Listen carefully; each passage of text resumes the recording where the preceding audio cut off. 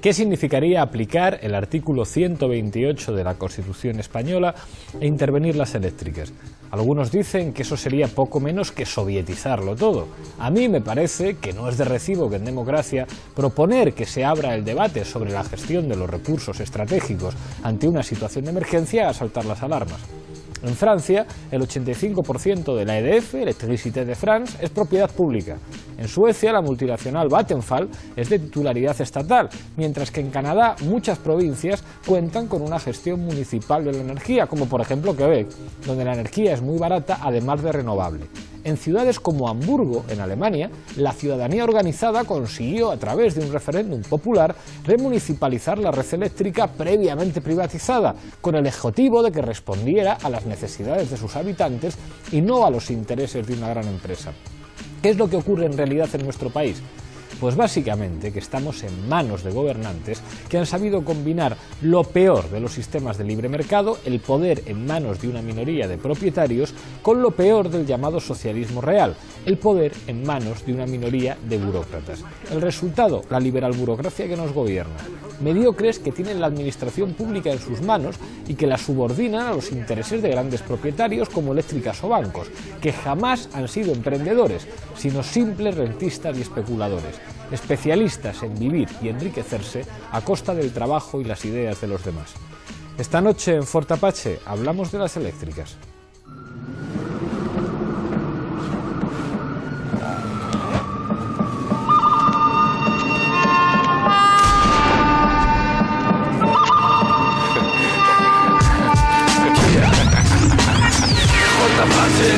Fort Apache. Es Fort Apache.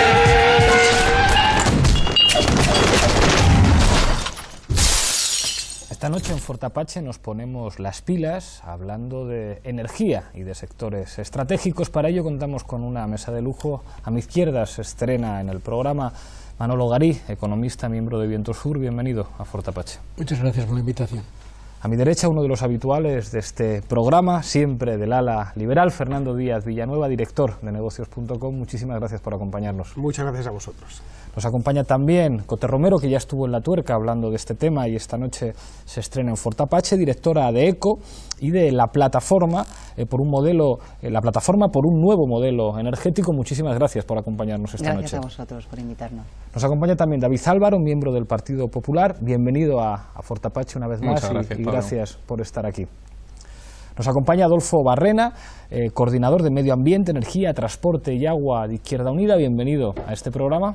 Gracias por la invitación. Y cierra la mesa José Vicente Barcia, periodista, que también nos acompañó en un debate parecido al que vamos a tener esta noche, que lo tuvimos en La Tuerca, y esta noche discutiremos con más calma y más tiempo en Fort Apache. Bienvenido. Un placer.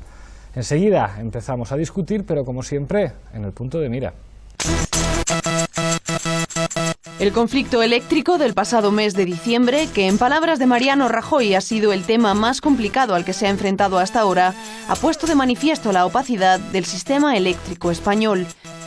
Tras el anuncio de una subida tarifaria del 11% como resultado de la última subasta, el Gobierno se vio obligado a invalidarla y fijar la subida para el primer trimestre del año en un 2,3%.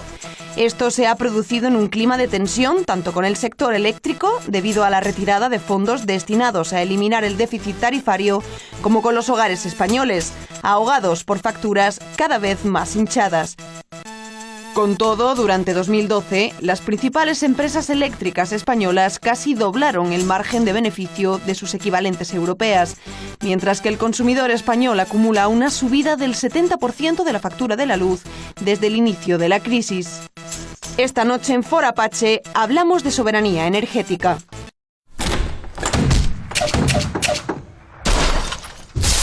Comenzamos como siempre con la regla del minuto. Misma pregunta para los 6 invitados. Está claro que en España hay un problema de pobreza energética, cientos de miles de familias a los que han cortado la luz. Os pregunto a todos, si fuerais asesores del gobierno, ¿qué medidas le propondríais para asegurar que la gente pueda tener calefacción y luz en su casa? Empiezo contigo, Manolo, un minuto. En primer lugar, que no puedan las eléctricas cortar la luz. Esto es así de sencillo. No hay ninguna regla que impida poner esa regla. Y en segundo lugar, pasar todo el sector eléctrico, que es estratégico y vital, no solamente para la economía, sino también para la vida de las personas, a disposición de las personas, es decir, pasarlo al control público absoluto.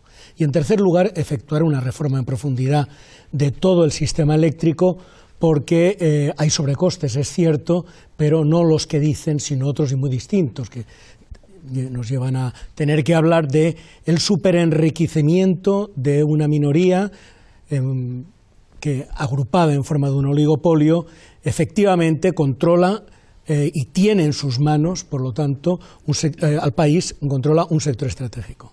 Gracias, Manolo. Fernando. Bueno, habida cuenta que la mitad de la factura del recibo son impuestos, peajes y otras gollerías inventadas por los políticos, pues lo primero que habría que hacer es quitarlos, es decir, hacerlos desaparecer. En ese momento la factura pasaría a ser la mitad, entonces muchos españoles podrían pagarla sin problemas. Eso por un lado, eso sería inmediato, dejar el recibo de la luz solo con el 21% de IVA, a ser posible con el 15%, es decir, que bajase al mínimo comunitario. Y luego liberalizar la generación, es decir, que se pudiese generar energía conforme los operadores crean conveniente o les sea más barato y demás. Quien que quiera generar con carbón o con gas o con energía solar o eólica. Es decir, que se liberalizase la generación y automáticamente se quitasen automáticamente bajaría, por supuesto, el precio en el mercado mayorista. Y eso se trasladaría al minorista. Sin impuestos ni peajes, ni moratorias, ni puñetas, automáticamente tendríamos la luz más barata de Europa. Gracias, Fernando. Cote. Bueno, para nosotros las causas de la pobreza energética es la bajada en el nivel de renta de la población, un 6% desde el año 2009, según los datos del INE, el aumento de los costes de los suministros energéticos y también el mal acondicionamiento de los inmuebles de nuestros hogares. Desde luego la solución es una política energética sensata, no disparatada como está siendo por favorecer los intereses de las grandes eléctricas, que están aumentando la factura de la luz, y desde luego tener voluntad política de implementar medidas de ahorro y de eficiencia energética, que no la hay. Entonces, hay medidas, hay soluciones que desde el Green Building Council se están poniendo de manifiesto, tanto el Ministerio de Fomento como el de Medio Ambiente. Pedimos desde la plataforma que se adopten estas medidas de sensatez. Muchísimas gracias, Cote. David, ¿qué le dirías a tu gobierno que hiciera? Yo creo que hay que partir de una premisa fundamental, y es que los tiempos de la energía barata y abundante parece que se han ido para no volver en décadas y décadas. A partir de ahí, España tiene dos problemas concretos. Uno es el aumento progresivo de la tarifa eléctrica y luego la dependencia exterior que tenemos de la energía, que no tienen otros países de la Unión Europea. A partir de ahí hay que hacer autocrítica política a todos los niveles. Yo me iría a los 10-12 últimos años en el que no se han hecho las cosas bien, y eso nos ha llevado a tener un déficit tarifario de 30.000 millones de euros, que no es moco de pavo. A partir de ahí, pues el gobierno actual ha puesto una reforma energética sobre la mesa, que de lo que trata es de evitar estos desajustes, de que haya más transparencia y de que las personas más desfavorecidas se puedan acoger a determinadas ventajas, tanto en la tarifa eléctrica como en otros sistemas eléctricos. Gracias, David. Adolfo. Bueno, hay una cosa que habría que hacer de inmediato, y es decretar un real decreto de estos que tanto utiliza el gobierno cuando quiere y lo necesita, para que por real decreto se prohibiera taxativamente cortarle el suministro eléctrico a familias que tienen que estar en estos momentos eligiendo entre si calientan la sopa o encienden la estufa. Eso de inmediato. Luego habría que reflexionar sobre por qué hemos llegado a esta situación, ¿no? Es verdad que algunos políticos, el señor Aznar, que es el que se inventó el supuesto déficit tarifario, el señor Zapatero, que no supo atajarlo, el señor Rajoy, que lo está permitiendo, establecieron este sistema de garantizar el beneficio neto de las empresas hidroeléctricas. A partir de ahí, el despropósito ha llegado hasta tal punto de que estamos en un momento en el que la recesión económica y social encima coincide con esa subida de un bien básico como es el de la electricidad. Gracias, Adolfo. Barcia, un minuto. Yo creo que en primer lugar es importante garantizar, pasar de asumir que la electricidad es un servicio básico a que es un derecho fundamental. Y como derecho fundamental, cuando se conculca, lo que se está incurriendo es una violación flagrante de los derechos humanos. Que en pleno siglo XXI se siga permitiendo que haya gente que vea mermada su calidad de vida en sus casas, precisamente porque las grandes eléctricas quieren seguir acumulando pingües beneficios. Hay que recordar 3.600 millones de euros este año, es una barbaridad que no se puede permitir.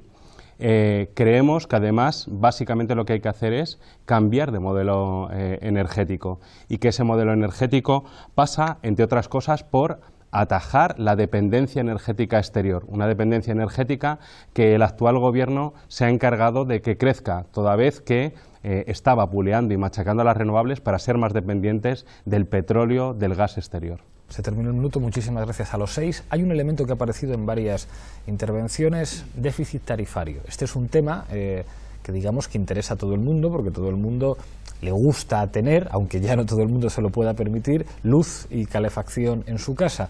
Sin embargo, siendo un tema de un gran interés social, es extremadamente complejo. Es más, entender una factura de la luz es algo que no está al alcance de cualquiera. Entonces, me vais a permitir que le pregunte a Cote, que en 1 minuto y medio, como mucho 2 minutos, explique a los espectadores de este programa, que muchos son españoles, pero otros muchos son latinoamericanos, qué es lo que significa el déficit tarifario en España. Vale, pues el déficit tarifario no deja de ser un artificio contable creado por el señor Rato, como bien se decía, del gobierno de Aznar, por el que el sistema reconoce unos costes a las eléctricas que no se cubren con los ingresos que el propio sistema tiene a través del cobro de la factura de la luz. Este artificio contable lo que hace es trasladar una deuda a futuro que tienen los consumidores de la luz con las grandes eléctricas. Una deuda que, como también se han comentado ya previamente, está en el entorno de 30.000 millones de euros. Primero, es una deuda ilegítima porque no ha habido auditorías de costes del sector eléctrico para determinar realmente qué nos cuestan los suministros energéticos. Hay una opacidad tremenda en el sector eléctrico. Es indignante que toda la reforma del sector eléctrico que se acaba de aprobar no ha partido de una auditoría previa de costes. Pero además es que esta deuda, que es ilegítima, no hace que más que empobrecer a los ciudadanos españoles. Hemos tocado el tema de la pobreza energética. El año pasado 1.400.000 hogares se vieron con el corte de suministro de los servicios eléctricos. Bueno, hay una cosa, voy contigo. No, Pablo, creo que no ha quedado claro lo que es el déficit. Te voy a dar, hablado de artificio contable, pero no he dicho cuál es el origen del déficit. Te doy la palabra, pero me dejas preguntarte una cosa, porque en este país se habló de la liberalización del sector energético y, sin embargo, todo el mundo reconoce que aquí lo que hay es un gran oligopolio. Es decir, hay un grupo muy pequeñito de empresas que pactan los precios, que incluso invitan a exministros y a expresidentes a formar parte de sus consejos de administración, y cuando llega un operador de otro sitio que dice, oiga usted, no somos tan liberales, yo quiero operar, dicen, pues aquí no hay sitio porque aquí ya tenemos un cortijo montados nosotros. Por eso hablábamos de liberal burocracia, es decir, son liberales, pero pactan los precios y lo pactan absolutamente con los gobiernos. A ver, yo no tengo ninguna simpatía por las eléctricas, como no la tengo por los bancos, ¿vale? O por lo menos con estas eléctricas y con el sistema bancario que hay en España. Pero vamos, de ahí a decir que es un artificio contable, no es ningún artificio contable. La deuda, los 30.000 millones, están titulizados de verdad en los mercados, ¿vale? En los mercados financieros. A ver, para que lo entienda la gente de una manera muy simple. En el año 1998-99 en España se les ocurrió, por una decisión política, exclusivamente política, a estos caballeros, que en España tenía que haber, con participación suya y de los socialistas también, que había que España tenía que tener energías renovables, pero al estar muy poco desarrolladas tecnológicamente, eran muy caras de producir. Implicaban inversiones muy altas, tenían eficiencias muy bajas. La eficiencia de la placa fotovoltaica es del 16% en el mejor de los casos, es decir, que solo convierte 16 unidades de energía sobre 100. Bien, al lado del gas o el carbón, que son muy eficientes. Entonces, lo que se decidió es que esas energías iban a entrar en la red, en el pool. Cuando se contrata, la energía se contrata en el acto, en un pool real, es decir, en la famosa subasta de las narices. Iban a ir primadas. Entonces, se decidió que la eólica, por ejemplo, iba a ir un 40% sobre el precio. Sobre el precio real, sobre el precio del pool normal, las que no eran de régimen especial. Se inventó entonces, que no has hablado del régimen especial en ningún momento. El régimen especial era la energía ecologista. Es decir, la energía de meter, porque la hidroeléctrica, que es muy limpia, no está en el régimen especial. Es decir, los Altos del Duero no entran por el régimen especial. Entran por el régimen especial la biomasa, la eólica, las placas solares de las fotovoltaicas de 2007, etcétera. Las fotovoltaicas de 2007... En la ley de 2007 iban al 400%, pero ¿cómo no va a ser la energía cara? Si de entrada en el mismo pool, nada más entrar en el sistema, la encarece el gobierno por una decisión política basada en estos señores ecologistas, de que tiene que ser un 400% más cara porque España se iba a poner a la cabeza del mundo en lo referente a energía limpia. que por cierto la hidroeléctrica es limpísima, pero no tenía esa prima, ¿no? Es decir, ese es el origen de todo. Se ha ido sumando, Aznar creó un pequeño déficit porque había poquita todavía, y con Zapatero se disparó, sobre todo a raíz de que entrase la fotovoltaica en 2007. Y hoy es de 30.000 millones de euros. ¿Que quién va a pagar? Va a tener que pagar el que paga el recibo de la luz, que es o el ciudadano de a pie o las empresas y demás, ¿no? Y todo por la decisión de estos señores con las ideas de aquellos. No hay más. Adolfo, ahora yo creo que tienes un relato absolutamente fantástico. Ahora te doy la palabra, no, me lo pedía Adolfo. Bueno, ajeno a la realidad. Es una interpretación, primero, absolutamente sesgada, evidentemente. ¿No era 400% la prima de la solar? ¿No? Dime, ¿no es el 400%? Lo intento. Dale, adelante, Adolfo. De acuerdo. No has explicado de qué viene el déficit, porque vamos a ver, un déficit es, contablemente hablando, cuando se gasta más que se ingresa, ¿vale? A partir de ahí, habría que empezar, cuando empieza todo, que lo inventa el señor Aznar, sí, exactamente, habría que empezar... Con el acuerdo del señor Anguita... Habría que empezar por saber las eléctricas en ese momento qué han internalizado en sus costes y en su proceso productivo. La hidroeléctrica que tú dices, que yo sepa, todavía no han compensado el espacio invadido por pantanos, la gente que han sacado de su casa incluso a golpe de bayoneta. Todo eso no está internalizado, ha sido energía originariamente en el régimen franquista que se la pusieron gratuita para que a partir de ahí empezaran a hacer. No se han internalizado los costes de los otros elementos que intervienen en el sistema. Y de pronto llega el señor Aznar y dice que hay un déficit tarifario, pero no lo explica. No lo dice. No lo explica, no lo crea. No. Empieza a crear. Bueno, pues si lo crea, es falso. Y por tanto es ilegítimo, como decía la compañera. Y a partir de ahí, si quisiéramos de verdad empezar a resolver el problema, lo primero que tendríamos que hacer es ser honestos. Lo segundo, transparentes. Lo tercero, claros. A ver, una pregunta. Y lo último tendría que ser que ningún sector estratégico del sector energético estuviera en manos de los mercados. Porque los mercados lo que nos han demostrado claramente es para quién trabaja. Os tengo que pedir a todos que seáis breves, somos 7 en la mesa y es un programa breve. Te dejo hacer esa pregunta, pero a lo mejor te la responde Manolo, que no habla todavía. Y después es decir, ¿dónde vamos con David? Están esos 30.000 millones? Porque por lo que yo tengo entendido son un desfase entre que las eléctricas simplemente... No, las eléctricas... ¿Alguien lo ha demostrado? ¿Cómo que existen? Que existe, que alguien... Se ha tenido que remunerar a los generadores. No, perdón. Se ha remunerado a los generadores. Lo que pasa es que no se trasladó a los consumidores. Que no lo han demostrado. Espera, Adolfo, David. Vamos a ver, lo que ocurre es que efectivamente hay una titulación y existe derechos sobre esos títulos de deuda, pero eso no explica que efectivamente exista un déficit tarifario. Lo que explica es que se le ha reconocido unos derechos a unas empresas. Y el mercado ya funciona, como tantas fantasías del mercado, con el dinero como mercancía o con papeles a futuro como mercancía. 1. 2. Los costes es una manera más, el reconocimiento, digamos, del déficit tarifario es una manera más de proteger a las grandes compañías, al oligopolio, como desde 1997 empezó a proteger ya el gobierno de Aznar con los llamados costes de transición a la competencia. Es decir, queremos ser liberales, pero resulta que vamos a tener costes sin tener en cuenta algo que ha planteado Adolfo, que es muy importante. Una parte importante de la generación de electricidad, en el caso de los altos o en el caso de las nucleares, había sido subvencionado y estaba ya amortizado. Primera cuestión. Y termino...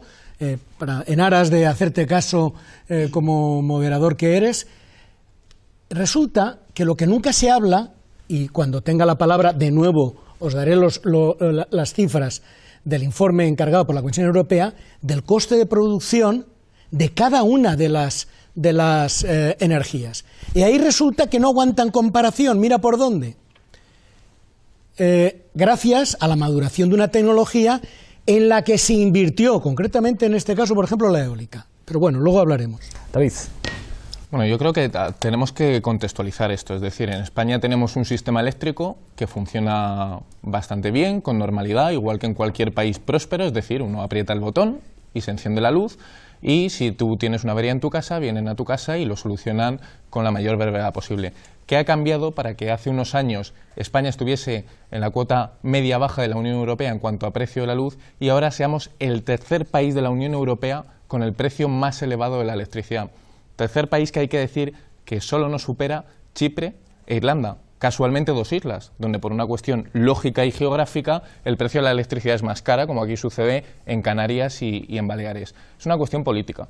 Es una cuestión política y está muy bien que aquí satanicemos al perverso neoliberal de José María Aznar, pero lo que hay que decir es que cuando este señor se fue, el déficit tarifario estaba en 1.500 millones de euros. Ahora está en 30.000. ¿A qué se debe eso? ¿Una mala gestión? ¿O una mala gestión que nos ha llevado a que desde el año 2005 al año 2012 la tarifa de la luz de cualquier vecino, de cualquier hijo de vecino, haya subido casi un 70%? Y eso es lo que se está intentando mitigar ahora. Se están intentando introducir mecanismos en el sistema para que no suceda esto. Lo hemos visto hace escasamente una semana con la decisión del ministro. A propósito de las subastas. A propósito de las subastas. Barcia. El déficit de tarifa se produce por una decisión torticera de convertir la factura de la luz en un mensaje político que pudiera rentabilizar el aquel entonces partido en el gobierno, el Partido Popular, que coincide que es el mismo que sigue ahora en el poder. Pero hay que recordar que el déficit de tarifa es un déficit que es absolutamente ilegítimo. Y quiero recordar... ¿Por qué? Porque para que lo entienda la gente, ¿por qué es ilegítimo? Bueno, básicamente, teóricamente vivimos en un mercado libre. Ese mercado libre no es cierto, está absolutamente intervenido y monopolizado por un oligopolio. Luego, todos los beneficios, desde que existe ese oligopolio que se han producido, son beneficios absolutamente ilegítimos. Lo que hay que hacer es precisamente auditar cuáles han sido los beneficios y cuáles han sido los gastos reales. Algún movimiento social, que creo recordar que la Plataforma por un Nuevo Modelo Energético ya pidió al Congreso de los Diputados que se hiciera una auditoría del sector eléctrico. Por cierto, todos los diputados del Partido Popular y todos los diputados del Partido Socialista, menos uno, votaron en contra de una auditoría del sector eléctrico. Luego, todos tienen que ocultar mucho.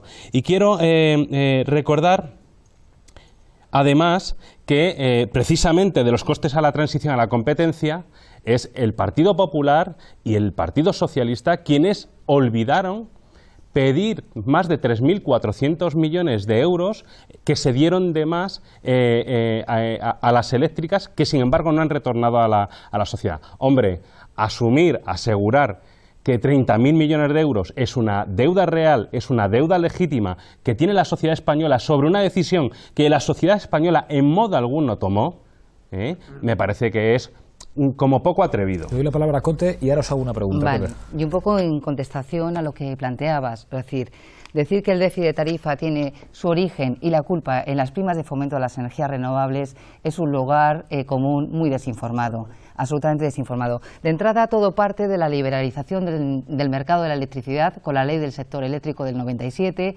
a partir de la cual, como bien apuntaba Manolo Gari, había centrales eléctricas que gozaron de un retorno de la inversión, construidas antes del año 97, que no han gozado ninguna otra central de generación eléctrica después del año 97, principalmente la gran hidráulica y la energía nuclear. El déficit de tarifa que se crea el concepto en el año 2002, resulta que empieza a desbocarse con la subida de los precios de los combustibles fósiles. Los combustibles fósiles son escasos, cada vez la demanda mundial es superior y de ahí que es imposible que nuestra factura de la luz sea barata si tenemos una grandísima dependencia de los combustibles fósiles.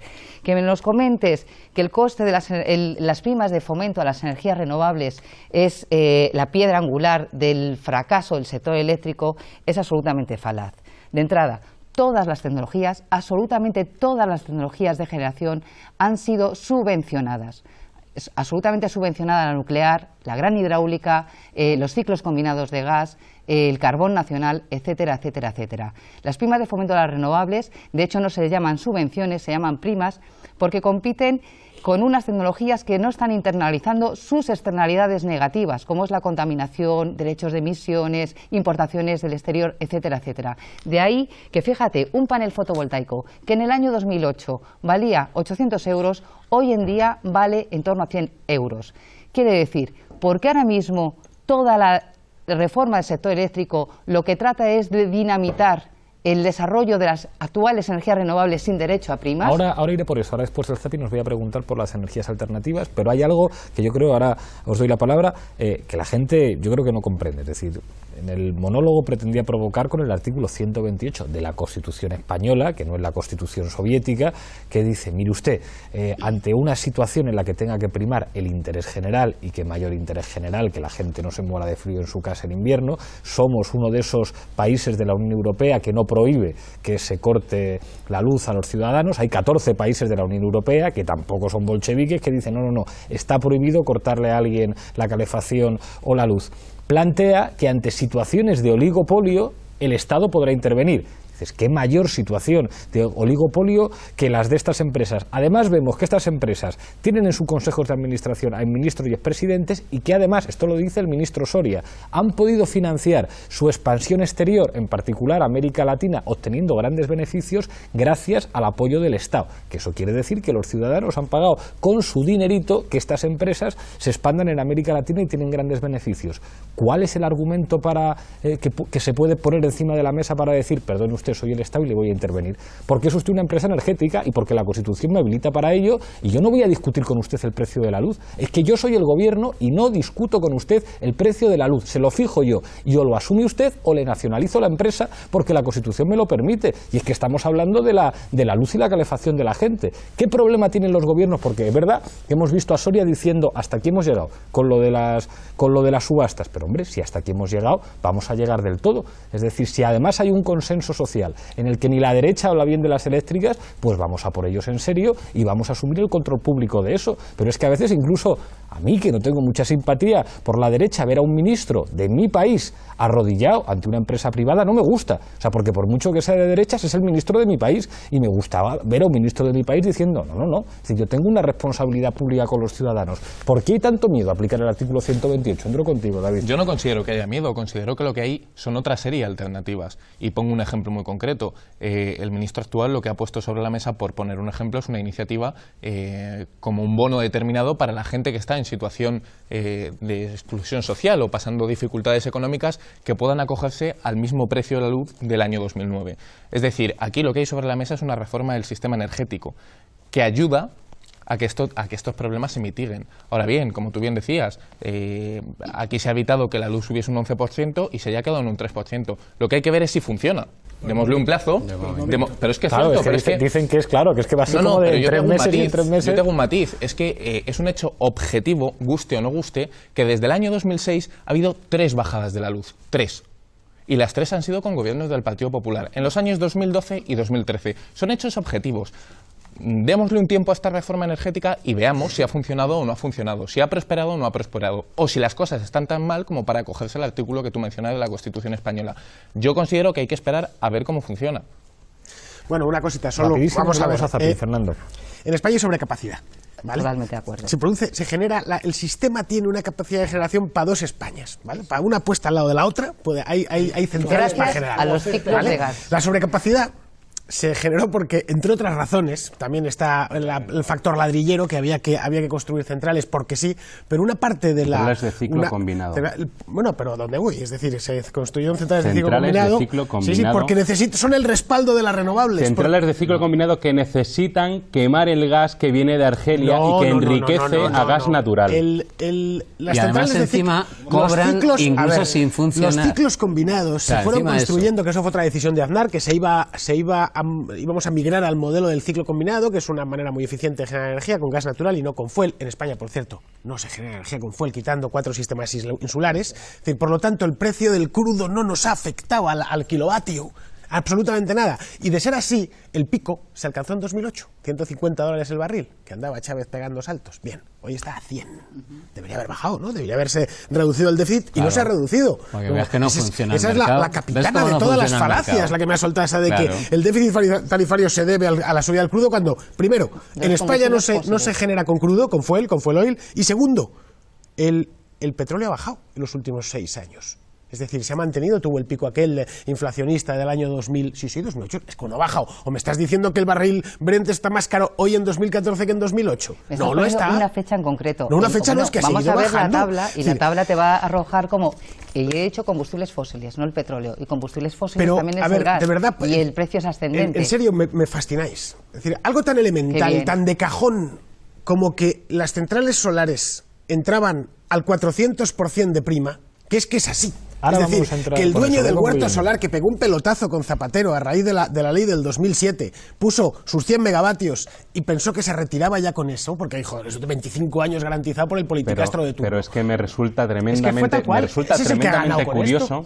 Me resulta tremendamente curioso que focalicemos en el panel solar fotovoltaico cuando hay gente que lo reconoce, los comedores populares y Cruz Roja, que no está pudiendo llevar alimentos a su casa que necesiten ser cocidos porque no tienen gas, no tienen acceso ni a gas ni a la electricidad, y que no nos vendan bonos. Lo cierto es que la pobreza energética cada vez es mayor, lo cierto es que el déficit tarifario es sobre beneficios del gran oligopolio eléctrico en este país, y lo cierto es que ¿por qué no se intervienen al oligopolio? Bueno, quizá deberíamos consultar cuál es la nómina de Endesa y cuál es la nómina de, por ejemplo, Gas Natural. De los consejeros. Ahora mismo hablamos de esto y voy contigo, Adolfo, pero tenemos que pasar a Zapping. Adelante vídeo, por favor. Andrés vive en Valencia y hace 5 años decidió empezar a poner placas solares. Un amasijo de hierros que podría, como ha hecho, infundir miedo a los habitantes de la zona. La energía que no usa la revierte a la red de forma gratuita. Es el Castor, un proyecto que ha recibido durante casi una década todas las bendiciones del Estado para reconvertir un antiguo yacimiento petrolífero en un almacén de gas. Ahora un autoconsumo como el de Andrés se penaliza con un impuesto al sol. Este verano las primeras inyecciones de gas a presión han sido la causa más probable de que se produjeran en esa zona centenares de pequeños movimientos sísmicos y alguno no tan pequeño. Si no te registras pueden sancionarte con una multa de 60 millones de euros, la misma que le pondrían a una central nuclear si tuviera una fuga que afectara a un núcleo urbano. Existe una relación probada entre la sismicidad registrada y el proceso de inyección. El actual gobierno, como pretendió el otro, es beneficiar a las 5 grandes compañías que forman Endesa. Son el oligopolio energético en España y su relación con los políticos es directa. Políticos que dejan la administración pública y pasan a los consejos de administración de estas empresas. La contestación al proyecto se ha ido extendiendo. Y en estos pueblos costeros se han repetido en los últimos días las manifestaciones, concentraciones, cadenas humanas y otros actos de protesta. Tenemos 2 expresidentes del gobierno, José María Aznar y Felipe González. Tenemos exministros muy conocidos, Pedro Solbes, Elena Salgado. Y así una decena más.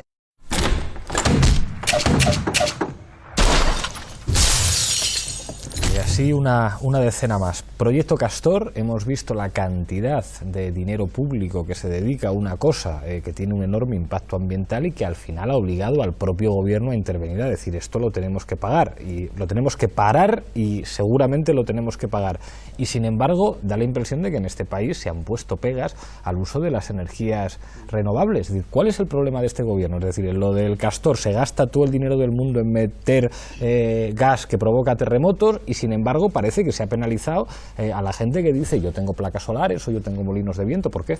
Bueno, en ese caso es el oligopolio. Sí. Es que de nuevo volvemos a la libertad de generación. Claro. Es que no puedes generar electricidad en tu casa. Eso es. ¿Vale? Pero es que de nuevo volvemos a lo mismo. La política, la maldita política. Es que estos señores y que esos señores decidan... ¿Qué me dices de estos señores? Pero ¿Sabes que soy de Izquierda Unida? No, sí, claro, pues sois políticos. Pues, hombre, es decir, cuando tome alguna decisión...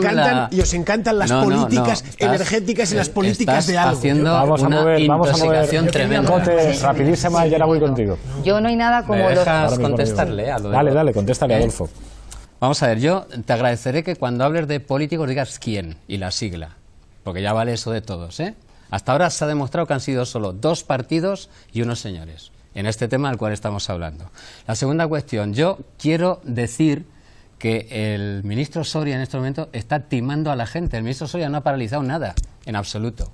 Ha sido un, digamos, tiempo muerto que vamos a ver dentro de 3 meses cómo se resuelve. Porque como bien hablabais de la titulización que hay de esa deuda ese déficit tarifario ilegítimo, porque es un montaje que evidentemente le regalaron a las empresas, esas titulizaciones empiezan a vencer.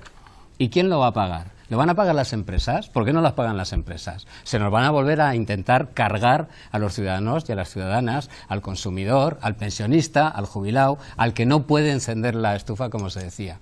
Y a partir de ahí, como no quiere hacer el 128 de la Constitución, no quiere tomar decisiones que en Latinoamérica sí que se han tomado, porque han decidido que lo importante eran los ciudadanos y no la cuenta de resultados de la empresa. Como no quiere hacer eso, porque sigue al lado de quien está, que evidentemente es el oligopolio energético, pues evidentemente no lo va a hacer y la luz subirá en marzo otra vez. Y aunque han hecho bajadas tácticas, que es verdad que las han hecho, mira el cómputo general y dime si no, por qué desde que está el señor Mariano Rajoy gobernando, Endesa e Iberdrola han pasado a ser la segunda y la tercera en el ranking europeo en cuanto a beneficios, en los 2 años que lleva el gobierno del señor Aznar. Te veo interpelado, David. Ahora voy. Sí. Bueno, yo creo que aquí estamos hablando y poniendo sobre la mesa un tema muy interesante, que es el de la energía renovable. Como tú bien decías, estábamos hablando de las primas. España gasta 9.000 millones de euros al año en primas. Pablo, ponías el ejemplo inicial de Suecia y Francia. Pues lo que gastamos en primas a las energías renovables es el 1% de nuestro PIB. Suecia, un país que puede ser ejemplo en esta materia, gasta solo el 0,2, el 0,1. Francia el 0,2. Claro, pero la empresa energética es suya, es del Estado. ¿Esto quiere decir que se está invirtiendo mal o que no hay que invertir en este tipo de energías? No. Quiere decir que se tiene que hacer con cabeza. ¿Qué quiero decir con esto? Que tenemos un problema, y es que el 75% de la energía fotovoltaica en este país se implementó en los años 2007 y 2008. Como bien decía el compañero, digamos quiénes y las siglas, con el Partido Socialista en el gobierno y con la mirada complaciente de Izquierda Unida. ¿Cuál es el problema? Que la instalación del megavatio de la fotovoltaica en el año 2006 y 2007 costaba 7 millones de euros, ahora cuesta 1.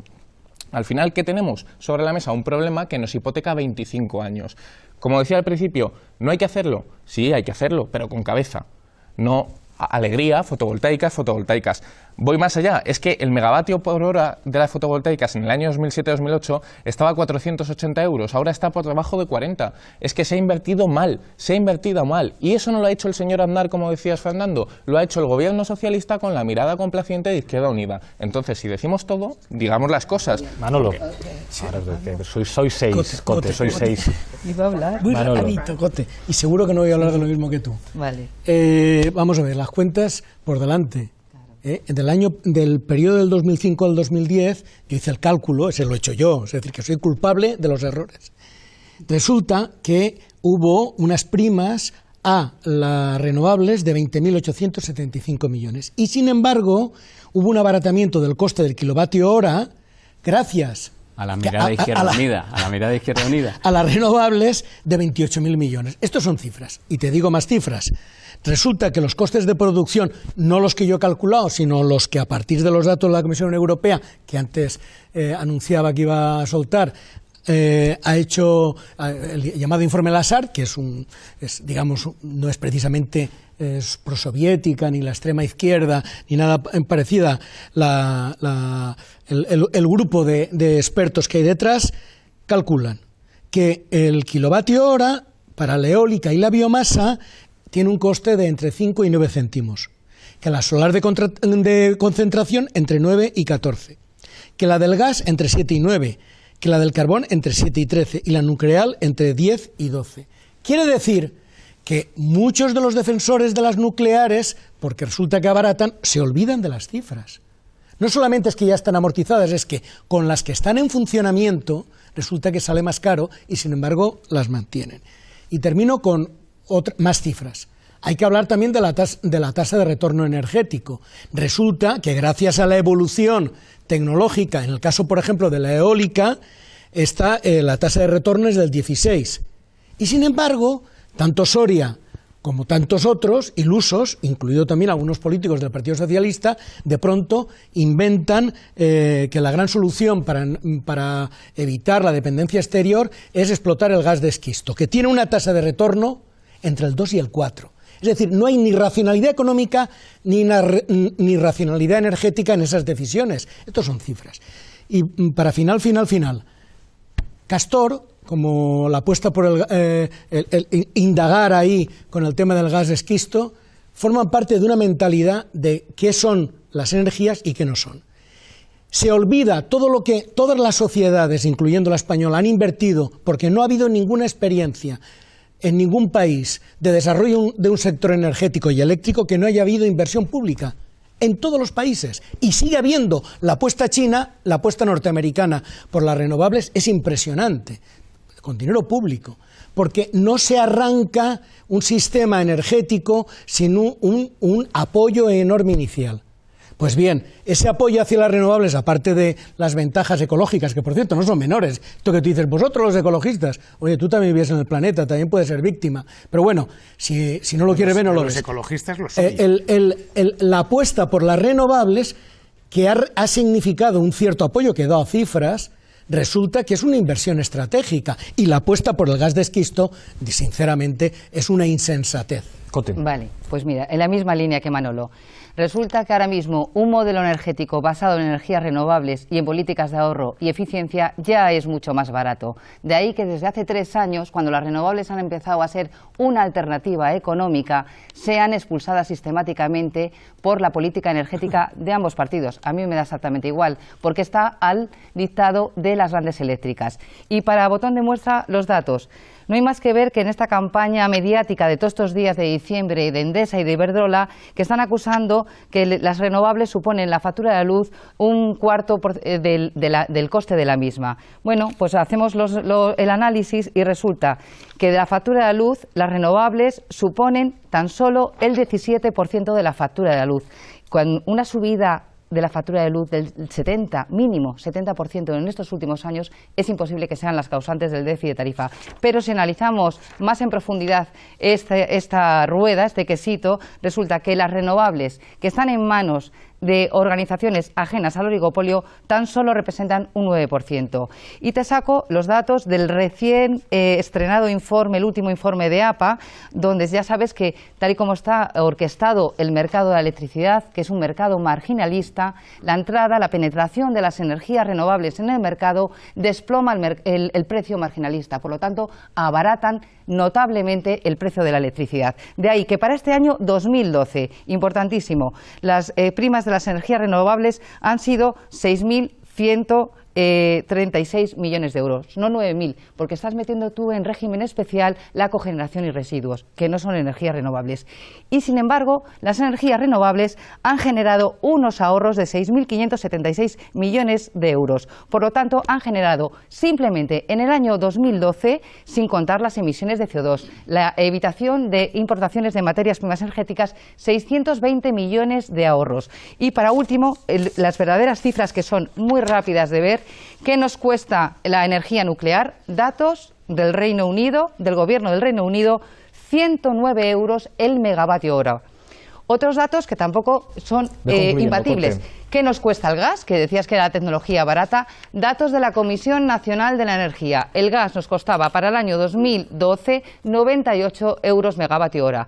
Y el gobierno del PP actual, según el reglamento para las renovables en los territorios extrapeninsulares, ¿qué nos cuesta la eólica? 68 euros megavatio y la fotovoltaica 58 euros megavatio. Antes de pasar, ¿para qué hay que primarlas? Habrá que quitar las primas, ¿no? Ya. No, lo que necesitamos ahora mismo es una ley, claro. Son súper rentables, me estáis diciendo. ¿Qué es lo que queremos? No queremos hace falta entender la queremos. Importancia estratégica que tiene el acabar con la dependencia energética, lo dice todo el mundo. No, pero ya, lo dice todo habrá que quitar las primas desde mañana hay que ayudar, pero explícame entonces por qué se apoya ¿por qué se apoya al sector del automóvil, por ejemplo, y no se apoya al sector de la antes de que lleguemos a las conclusiones, hay... No sé, pues porque... Bueno, yo sí lo sé. Las preguntas, Adolfo, déjame que las haga yo en la mesa. Gracias. Hay una parte que quiero tocar, que es un tema polémico, e incluso ha causado polémicas en la izquierda, que es cómo se hace compatible el empleo con las energías renovables, que tienen mucho que ver con las famosas marchas del carbón. Los mineros estaban defendiendo su puesto de trabajo y eso crea una serie de debates a propósito de qué modelo energético queremos en este país, basado en las renovables o basado en el carbón.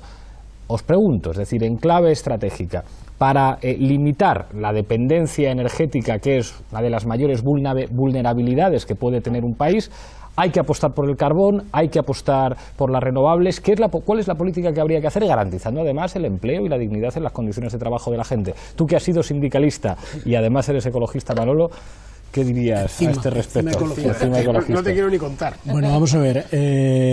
Yo soy afiliado a Comisiones Obreras. Durante años he dirigido una serie de estudios para Comisiones Obreras que, por supuesto, estaban a disposición de toda la sociedad, que no siempre eran bien aceptados por las federaciones receptoras del estudio, porque de alguna manera ponía en cuestión algunas verdades ciertas. Los estudios eran sobre cada una de las energías en relación con el empleo. Bien, conclusiones. No solamente es que la Organización Internacional del Trabajo prevé un escenario de 20 millones de puestos de trabajo ligados a las energías renovables en los próximos 10 años, y la Organización Internacional del Trabajo en principio es de Naciones Unidas, sino que los estudios que hemos hecho para este país, para España, nos daba un ratio de 1,7 el empleo por gigavatio, o sea, el trabajo humano creado, ¿no? El empleo de trabajo humano asociado a un gigavatio, 1,7 frente a 1 de las convencionales. Eso en las medias ponderadas. Si tú te ibas a cada una de las energías, claro, había energías sumamente intensivas en trabajo humano. Para simplificar, el carbón, en primer lugar, chapó por las luchas sociales que han llevado los mineros del carbón precisamente en este país, gracias a los cuales tenemos un montón de derechos. Ahora bien, el carbón tiene sus días contados. Creo que es una mala apuesta seguir manteniendo la subvención al carbón, que es casi equivalente a la de renovables, porque no tiene futuro ese carbón. Porque se acabó. Llegamos al final del programa, un minuto para los 6, empiezo contigo, Barcia, minuto de conclusiones. Es inevitable cambiar de modelo energético. Vivimos en un planeta absolutamente finito, donde el gas y el petróleo cada vez son más escasos. Es importante hacer una apuesta por un modelo descentralizado, que sea con renovables y donde la titularidad sea pública. Debemos alejar un derecho fundamental como es el derecho de la energía, debemos alejarlo del espacio especulativo del mercado. Debemos arrojar luz, sacar por la ventana la opacidad y las charlatanerías que intentan justificar un déficit de tarifa que es ilegítimo y odioso. Adolfo, minuto. Sí, hay una cosa evidente. Izquierda Unida es firme partidaria de la nacionalización del sector energético y del sector eléctrico, y a partir de ahí recuperar para el control público. Pero, insisto, hay que tomar una medida directa ya, que es impedir que nadie pase frío o tenga la pobreza energética. Pero a partir de ahí necesitamos un nuevo modelo energético, que no se inventa de la noche a la mañana y que evidentemente hay que gestionar lo que va a haber. Y eso hay que resolverlo, pues primero con una auditoría clara para saber los costes, segundo con una apuesta clarísima por las energías renovables, que son intensivas en creación de empleo y además son producto propio y por lo tanto elimina dependencia energética, y en ese contexto tengo que decir algo del carbón. De los 40.000 empleos que había en el carbón, ahora mismo solo quedan ya 7.500. Y entonces, evidentemente, el carbón, como bien ha dicho Manolo, no tiene salida, pero no se puede condenar a las comarcas a la desaparición. Y entonces las luchas mineras lo que están defendiendo es su derecho a vivir ahí y a tener una alternativa, que es a lo que se habían comprometido y no se ha cumplido. Gracias, Adolfo. David. Yo creo que lo que hay que apostar es por un mix energético. Lo que no tiene sentido ni pies ni cabeza es que España tenga el 73% de las plantas termosolares de todo el mundo y que luego nos dé miedo hablar de energía nuclear. Simplemente poner el tema sobre la mesa. Al final uno se da cuenta que los problemas del sector energético no son muy diferentes de los de cualquier otro sector económico, ni sus orígenes ni sus soluciones. Por eso el Gobierno está haciendo frente con una reforma energética valiente y que, por poner un ejemplo, lo que ha evitado en el último año es que la factura de la luz subiese un 42%, como hubiese subido siguiendo la senda del Gobierno anterior. Es un desastre la reforma del sector eléctrico que se acaba de llevar a cabo, es expulsión de las renovables porque es la verdadera alternativa barata al actual modelo energético sucio, peligroso y cada vez más caro, es un desincentivo a las políticas de ahorro y de eficiencia energética, que es la energía más barata y la más sostenible que tenemos que desarrollar, es un desincentivo a la soberanía energética de los ciudadanos a ser titulares de parte o de la totalidad de nuestra propia energía, y desde luego todo todo esto en un contexto de pobreza energética. Desde la Plataforma por un Nuevo Modelo Energético os invitamos a todos los que nos escucháis que, bueno, pues estos 2 años que nos quedan aún de suplicio con esta mayoría absoluta, podemos desde la movilización ciudadana hacer cosas. Hay alternativas desde el consumo responsable, como cambiarse de comercializadora, como apostar por las energías renovables en régimen cooperativo o en régimen individual, como hacer auditorías de ahorro y eficiencia energética en nuestros hogares y abaratar la factura de la luz, y desde luego unirnos desde la diversidad para dar la vuelta a este sinsentido. Gracias, Cote. Fernando. Bueno, el nacionalismo energético es tan, esto de que hablabais de la cosa estratégica y tal, el nacionalismo energético, nacionalismo energético es tan malo como cualquier otro nacionalismo, es decir, es el horror, el peor de los mundos, el pensar que el nacionalismo es la guerra.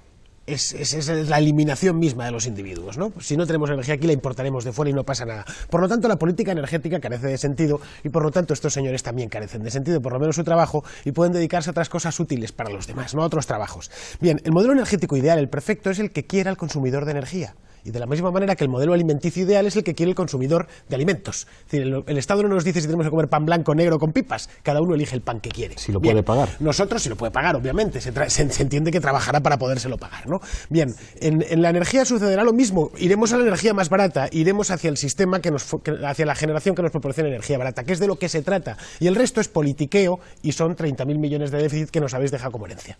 Manolo.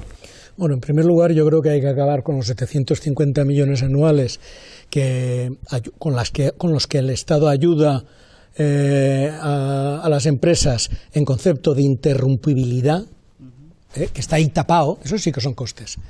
En segundo lugar, hay que hacer una quita. Yo sería radical, pero bueno, hay que plantearse el tema de la quita sobre los derechos titularizados y sus intereses. Yo creo que eso no solamente es ilegítima, es que además no se va a poder pagar y va a ir a más, y eso es atentar, por así decirlo, contra acuerdos anteriores espurios. En tercer lugar, yo creo que hay que abaratar los derechos de la red eléctrica, eso está clarísimo y se puede, y hay que abaratar también los derechos que tiene la distribución de las grandes compañías. Pero la solución, si hablamos más estratégicamente, aparte de que el sector pase a manos públicas, son las energías renovables y fundamentalmente la energía distribuida. Y creo que se puede llegar al 100%. Existe tecnología. Muchísimas gracias, Manolo. Muchísimas gracias a los 6. Teníamos muchas ganas en Foro Apache de tener un debate como este. La próxima semana volveremos a demostrar por qué queremos seguir siendo la tertulia más seria de la televisión. Hasta pronto.